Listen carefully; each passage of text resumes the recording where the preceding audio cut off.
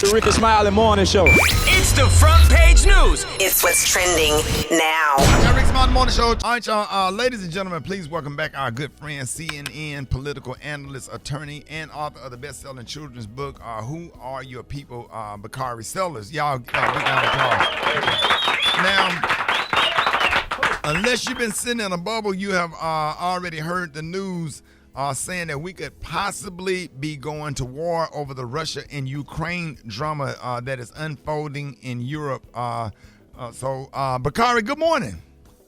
Good morning, Ricky. How y'all doing this morning? Man, we blessed this morning, man. This is really, really scary because Russia has a big army. But for those who may be out of the loop or just confused as to what is this all about, can you break down how all of this started? Well, if you are confused, you're not the only one. I don't want you to feel by yourself. Basically, Ukraine and Russia, they share about a 1,200-mile border. And since Ukraine was once a part of the Soviet Union, and since the collapse of the Soviet Union, Russia, Moscow being the capital, they've always wanted their most populous territory back, which is Ukraine. Ukraine has tried to establish itself with the West. They tried to join NATO, and Russia has pushed back.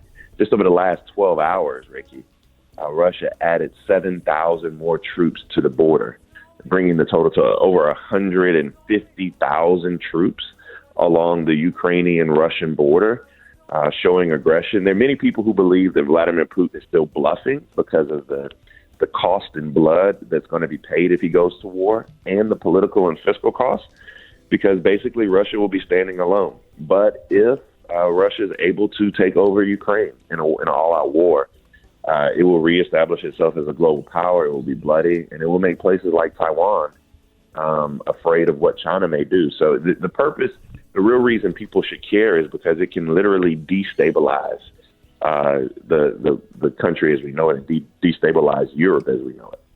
Wow. So, Bakari, now, could this potentially interfere with the 2022 midterms over here, our upcoming elections? I mean, will it interfere directly?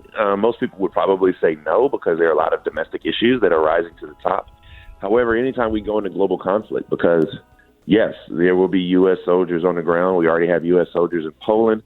We already have U.S. soldiers that are helping to evacuate American citizens in Ukraine. If you have a loved one in Ukraine, please reach out. They should be coming home. And so it will be top of mind. You'll see those images of a bloody war being on your screen here. Wow. So it will play a role in the election. How much of a role? Some people simply won't care, which is unfortunate.